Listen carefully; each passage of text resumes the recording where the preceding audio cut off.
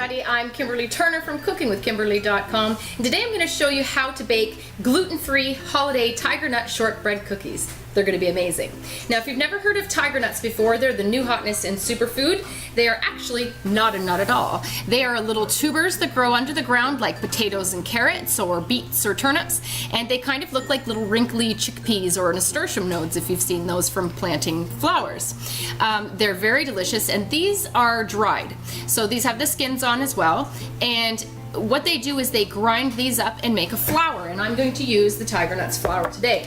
Now, you can get this tiger nuts flour from tigernutsusa.com, and they have the peeled and the unpeeled nuts. They've got the flour, and they've got a really great extra virgin tiger nut oil, as well as smoothie mix and other things too.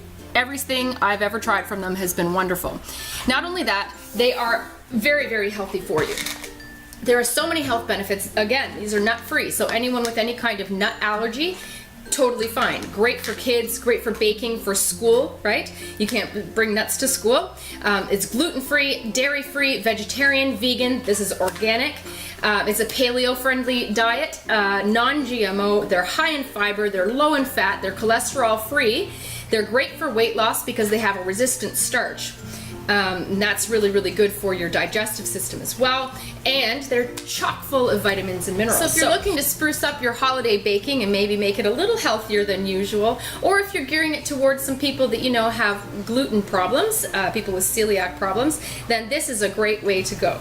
So the flour I'm using today, again, it's gluten-free. And it's light and fluffy. That's those tiger nuts I just showed you, all just ground, dried and ground. See that? Nice. Now I'm adapting this recipe from one in which I would use a glutinous flour, an all-purpose flour. So we're going to go ahead and start with 1 cup of, softened butter, unsalted if you have it, and I'm going to cream that up in my mixer. If you want to use a hand mixer, you can do that. What you're looking to do is just loosen up this butter and make sure that it's light and fluffy. That's what creaming it means. You're going to see that it's going to lighten in color as well as get fluffier. So give this a few minutes.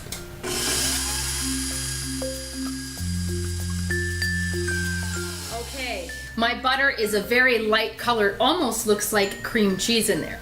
I'm going to add 1 egg yolk right now, and we're going to continue to cream that with the butter and get that nice and light and fluffy before I add anything else. Also, scrape down the sides of the bowl if you need to. Make sure everything's getting incorporated properly. So I'm going to use 2 different kinds of sugar today. I'm going to use white sugar as well as icing sugar. Now I'm going to use the larger granule first and cream that with the butter and the egg yolk now, and let that go for a few minutes before I start adding the icing sugar. We kind of want that to dissolve in there. So that was a 1/4 cup of white sugar, and this is 1 cup of icing sugar. And I'm not going to add it all at one time. I'm going to add it gradually as it's running. And then I also have a 1/2 cup of cornstarch, and that's going to be added in the same manner, very slowly, to gradually combine it.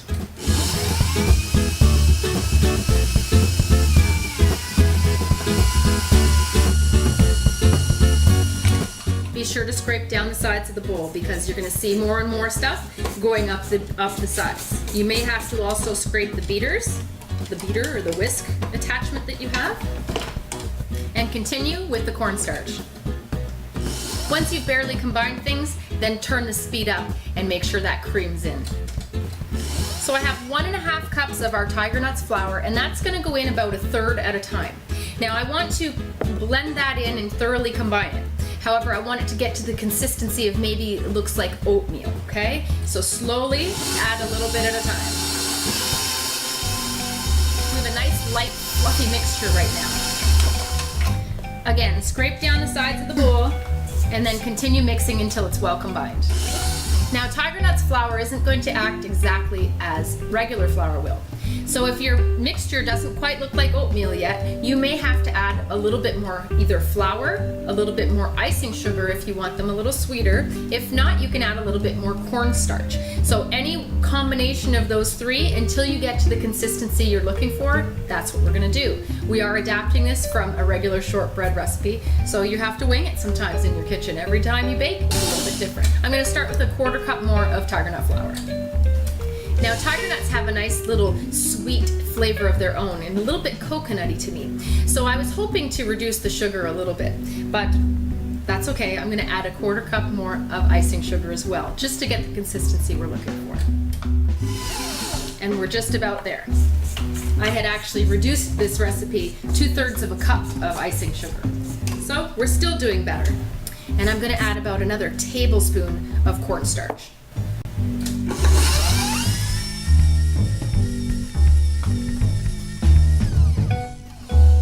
We're right where we wanna be. All right, let me show this to you. It looks perfect. Now, cookie dough is my favorite, and shortbread cookie dough is my absolute favorite. So that's what we have going on here. It kind of looks like oatmeal, like it would be an oatmeal cookie mixture, right? There you go. Now, with this recipe, instead of using flour as you usually would on your bench surface, we use cornstarch for shortbread cookies. So put a little bit on your workbench, put a little bit on your hands, you're gonna need it. Get all of these crumbs and this dough out. And since my butter is nice and softened, what I want to do is pack this together in a little bit of a disc, okay, in the shape of a disc. We're going to flatten it, pull it together, flatten it, and put it in some plastic wrap in our refrigerator for maybe 20 minutes or so that it can re-solidify. That's going to help you roll the dough out and cut the cookies a little bit better than if it was just kind of all this soft, right? You don't want them just to bleed everywhere. Don't miss anything, because that is really, really good dough. Beautiful. This turned out wonderfully. Now, it has a little bit of a darker color than a typical shortbread cookie, but hey, I've made chocolate shortbread cookies with cocoa before, and that turned out beautifully as well. It's your kitchen. You can go by your own rules. Okay, so pull everything together. Knead it a little bit just to kind of get it together. Get this dough together. Wow, what a beautiful dough. This really turned out well. You wouldn't even know that it was a different kind of flour than an all-purpose. So here, that's gonna make a nice amount of cookies. I would say if you're doing small little cookies cutters, probably 4 or 5 dozen. Larger ones, we're going to do actually gingerbread men tonight. So in the shape of gingerbread men. Here we go. So this is a nice disc. It's also going to help you roll that out later. It's already kind of in a circular shape. All right? And we're just going to wrap that in some plastic wrap and throw it in the refrigerator. Make sure you put a little bit of cornstarch on both sides so it doesn't stick. Oh, lovely. But yes, you can see that this dough is just a little bit soft. Wonderful. And I also tried a little bite of it, like I love to do with shortbread. Mom always yells at me for stealing all of her dough before she bakes the cookies. And it is absolutely divine. I'm really excited about this recipe. All right, wrap that all up nice and tight. You don't want it to dry out. You just want it to kind of harden up a little bit. Re-solidify that butter a bit. Into the fridge, 20 minutes-ish. Okay, I've kept my dough in there for maybe 30 minutes. We had a snack in between. So here is what the dough looks like. It looks perfect. It's much more solidified now, and this is gonna be way easier to use. Also, I've preheated my oven to 350 degrees, and I'm gonna turn that down to 300 once I put the cookies in. So I have some baking mats ready with some silicone mats on them. However, shortbread cookies can be baked without the mats, just on an ungreased cookie sheet, but I always tend to use these just to make sure all is well. So I've got my little decorations going. I have some silver and gold balls for the eyes. I have some nice larger balls for the buttons for my gingerbread men. And I have some crystal sugar in blue, green, and white. We're gonna make mittens and boots, and this is gonna be a cool project, okay? So first of all, get that baking surface all covered with cornstarch again, okay? Get your hands covered a little bit, and cover your rolling pin. We're gonna roll this disc out to 1/4 of an inch thick, and that's what we're gonna cut our cookies out of. And I'm using a gingerbread man shape. I don't know if you can see that. There you go, gingerbread man today. All right, a little bit of the cornstarch on the outside of the dough, and let's get to rock and rolling, all right? All right, so try and be really even with your rolling, and if it breaks apart, it's just because it has solidified. You can just push it right back together. This is a very forgiving dough. okay?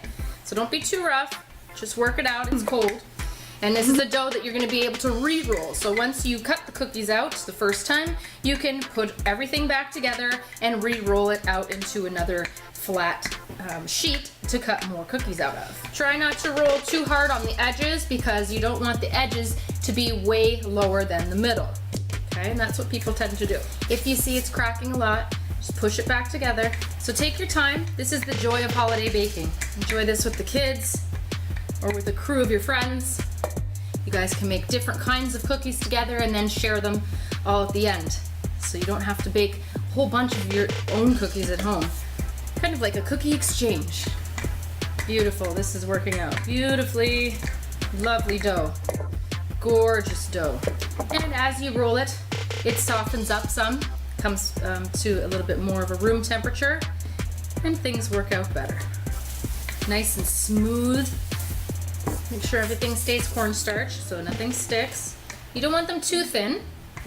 The key here is just to keep things even, not to over-roll one spot and under-roll another. So I go almost to the very edge because it'll push its own self out. And I'd say we're about there. That's pretty nice. And what you want to make sure you do is get that cornstarch on your cookie cutter as well. Don't need to eat excess, but you do need some because you don't want that to stick in there either. It just helps you out. And gently, gently wiggle it. I like to use a cake spatula or an icing spreader just to make sure I can get it out without breaking him. All right, now place them on your cookie sheet, I don't know, maybe about an inch or so apart. And we're gonna decorate them right before they go in. Beautiful.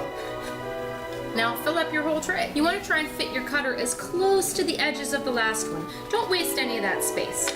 Now you don't have to just stick with one kind of cookie cutter. You can do a whole wide variety, especially if you're with the kids. They're going to want to do a bunch of different things. Bells and trees and snowmen and reindeer. You can do so many things. Stars. This dough has worked out perfectly. I don't see much difference from this dough to the one made with the all-purpose flour. It's holding together beautifully. It tastes so good, just like that one does too. And it's cutting lovely, rolled out very well. Everything's sticking together just like I want it. Awesome. Tiger nut flour is an epiphany in the kitchen. You're gonna love it for holiday baking. So there's my first tray. I'm gonna get 2 trays ready. We're gonna do them both in the oven at the same time, and I'm gonna decorate them. You'll see me then. Well, now that you've cut everything you could out of that first round, pull all that dough back together, re-roll it into a ball, knead that back together. Try not to use too much cornstarch because you don't want to dry this out. You just want to keep things from sticking is all. But do use enough that it's not going to stick to your countertop. All right, so now we've got another disc again, and we'll roll that back out. I have a couple more I can fit on my baking sheets, and we're good to go. And there you go, a whole nother round cut out. All right, I have 24 of these beautiful shortbread men, and I'm going to decorate them, and I even have a little bit left to snack on. All right, so I fit 11 on each of my trays. I'll have to do a third tray, but that's okay. That's what they look like right now. Now let's decorate them. If you find that you have a little too much cornstarch on the edges there, just brush it off a little bit. It won't be any big deal anyway.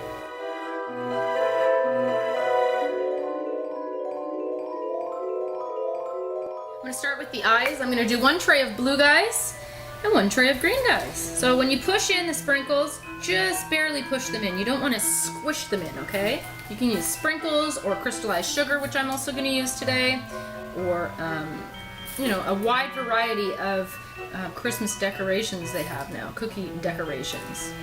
This is the part that the kids love the most. Perfect. Now I'm going to do buttons down the front, a couple.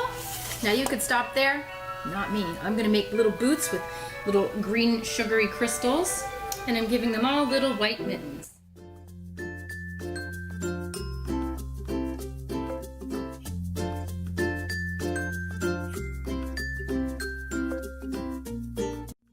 Okay, here's my little blue ones.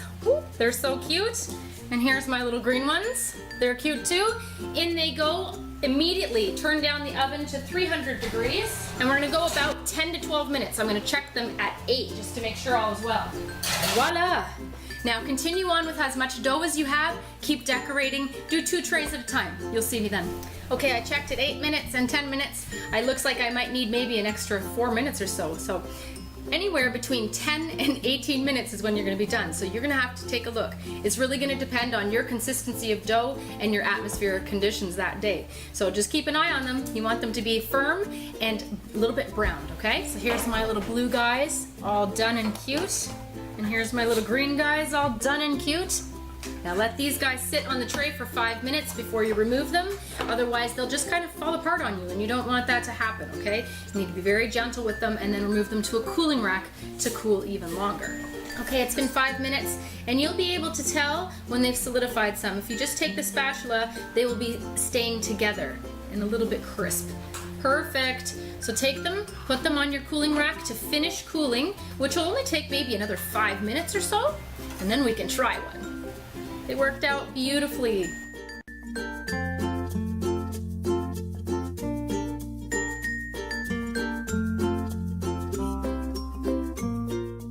All right, look how gorgeous they are. I have 2 more left in the oven, the last 2, but these turned out gorgeous. They smell so amazing. They look so festive and cute. Let me show you a couple.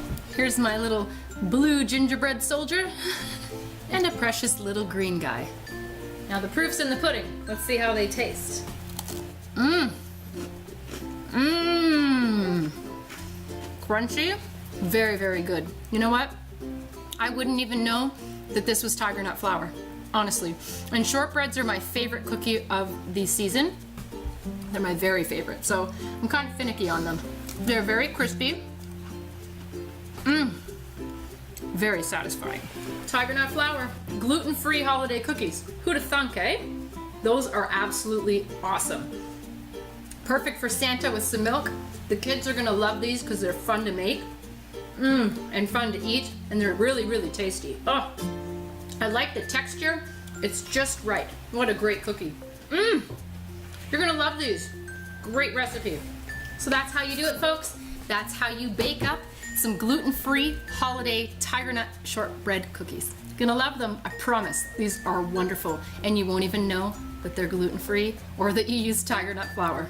Amazing, delicious. Anyhow, make sure you check out Tiger Nuts USA for this awesome flour and all their awesome products. You're gonna be really pleasantly surprised. It's a really great way to bake over the holidays a little bit healthier. That's it. Follow me on Twitter at Cooking with Kim, E with a capital E. Like the fan page at facebook.com/cookingwithkimberly. Check out instagram.com/webchefofalltrades. You can find my shows on iFood TV at my.fossum.tv/cookingwithkimberly. youtube.com/cookingwithkimberly. I also have a channel on Roku, Cooking with Kimberly. Hold on. And I'm also syndicated on Apple TV, Amazon, and a couple other places too.